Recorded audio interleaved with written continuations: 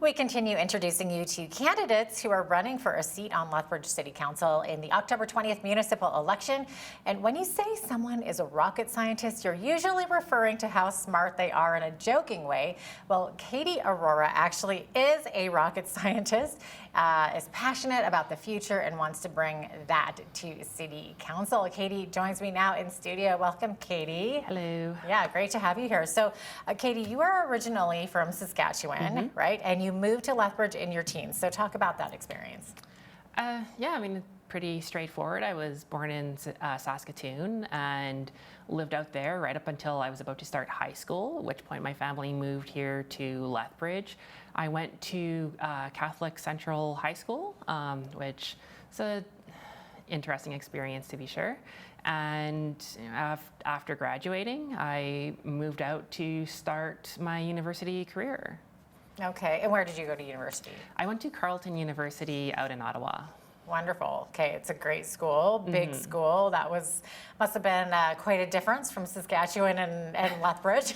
Oh, I remember, and I have this memory, it's so vivid for me. The first time I stepped off the plane when we were flying down to Ottawa, the humidity, it hit me like a wall. Interesting. And yeah, you were back in Lethbridge. What brought you back here?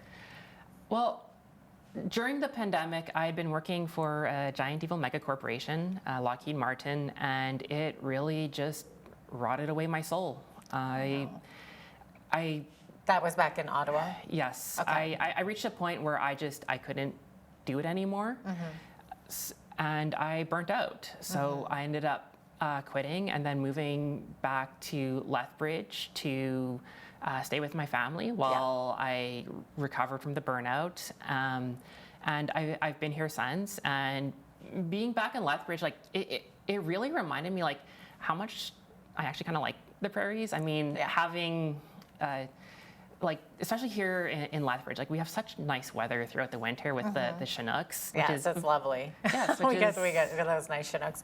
Okay, so Kaitte, what have you been doing up until recently that made you decide I'm going to throw my hat in the ring here for council? What do you think you can bring to the table? Yeah. It's something I had the idea to start looking into late last year, right? Like I'd been getting over my burnout, and I was really looking to, get back into something that would be impactful, that would let me really make a difference in, in the things that I care about. And running for city council, like, it kind of popped up at the perfect time for me, right? It's really something that, like city councils, municipal politics have quite a bit of control over a lot of the parts of our life that, that directly impact our day-to-day life, right? Like it's things like housing and transportation and all of the utilities that we use on a day-to-day basis, and our schools and all of that. And all of that stuff is decided at a municipal level, and these are the things that really are very impactful in our day-to-day lives. And if we can make improvements there, then it's improving everything about our lives, right? Like if we make housing cheaper, that makes life more affordable in every other way as well. Of course. Right? It's a lot of things like that. Yeah, no, that domino effect. Kaitte, what are the big issues for you? Yes, I do have a couple. My number one issue for sure is the housing crisis. Okay. Right now in Lethbridge, housing prices have been rising by double-digit numbers for a number of years now, and it's gotten to the point where Lethbridge is as expensive to live in as some of the larger cities like Edmonton, Calgary, here in Alberta. And really, especially like for young people like myself, like my younger siblings, it's getting to the point where we can't afford it. Right? Like we're basically locked out of housing. I mean, right now, I'm living with my mom, my younger brother, his fiance, as well as one of our other friends. in a single house. And we have the house split into like separate units so that, we all have our space and all of that. Sure. But it's still something where, I mean, I guess you could say we are living as a family, which is nice. But I mean, I'm in my 30s. My younger brother is late 20s. And it's very much a financial thing more than anything else. It's just we would not be able to afford to live on our own. Exactly. It's an issue. It's an unfortunate issue that's happening right across the country, right across North America. It's just awful right now. What are are there any issues with the current council and the city right now that may be frustrating to you?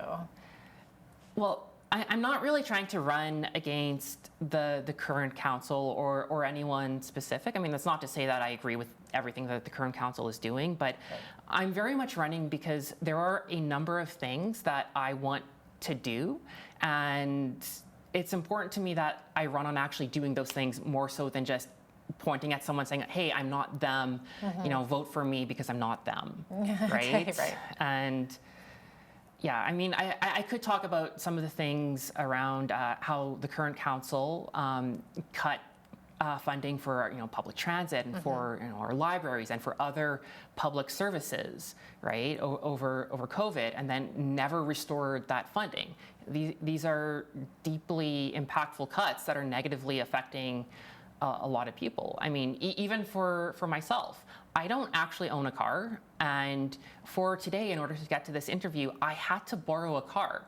Normally I would bike, and I can get around the city pretty well on my bike. Right, but you my were saying you're very active and outdoorsy. You love the cycling. Yes, but my bike is currently out of commission until I get a replacement part in. But because of that, I had to borrow a car because there really isn't any way I could have gotten down here using our bus system, which is terrible, right? I mean, there are so many people who they don't want to drive, they can't afford to drive, or maybe due to injury or disability or any other factor, they might not be capable of driving. And if we don't have a robust system of public transit that allows people to get across the city to get to the places where they need to be, then all of these people are forced to drive, right? And this, it's terrible for people in that situation, right? Like they're being locked out of experiencing everything our city has to offer, and this can affect their ability to get employment or even just live their life in general, right? Yeah. Kaitte, you are clearly one of the more younger candidates. So how important is it to have younger people involved in civic politics and on city council? I truly, truly wish that, even for myself, I mean, I'm in my 30s right now.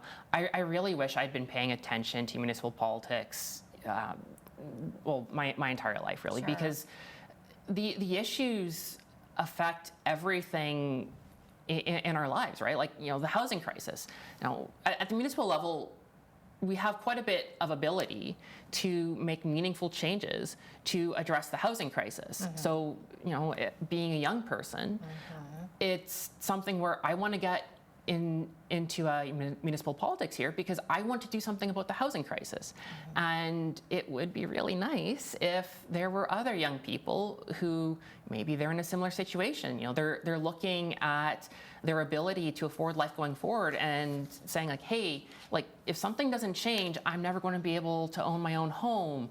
And it's getting really hard even to afford being able to get around the city because I'm basically forced to drive, and between like insurance and the cost of owning a car, it's getting really expensive. Right? So having more young people in politics who are actually caring about our future, it would put us in a position where, we might actually make some forward-looking decisions, right? As opposed to, kind of the situation right now where it seems to be we're just stuck in the status quo, and as things get progressively worse, we're just going to let it happen because we're mostly focused on protecting the assets of maybe the baby boomers who they all have their own. I'm I shouldn't say they all have their own homes, because there are definitely baby boomers who don't. But like when you look at generational wealth, it's very much a thing, right? And it gets hard to address some of the issues like the housing crisis, because if we say we need housing prices to come down so that people can afford housing, then there are people who will oppose that because they really do not want their housing or the value of their home to drop. No, exactly. Running for council is a big decision. It takes up a lot of time and energy and effort, and it's hard to put your name out there, right? So what would you say to the average citizen who is not running for council but who still wants to make a difference? What should they do? I'd ask that people care. More than anything, it really seems that over the past while now, apathy has become endemic, right? You have so many people who look at the state of the world and they just give up. They think, what can I as a single person do to make a difference? And when everyone starts thinking like that, it makes it impossible to actually get anything done.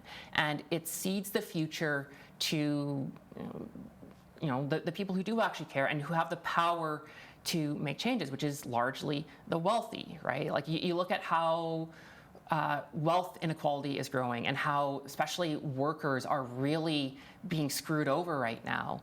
And there are solutions to these problems, right? Like we don't have to allow wealth inequality to continue to get worse. We don't have to allow people to continue to fall into poverty and for our lives to just get more and more miserable while a handful of rich people just get richer and richer and richer, right? But in order to actually make these changes, you have to care, especially as well when it comes to some of the bigger things like actually showing up to vote.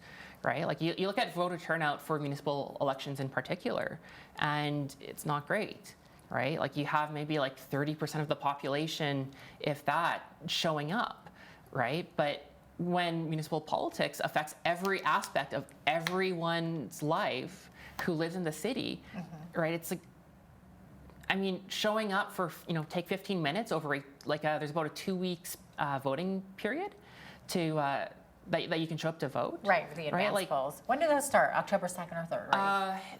The voting period is October 8th through the 20th. Okay. The 20th is the last day that you can vote. Okay.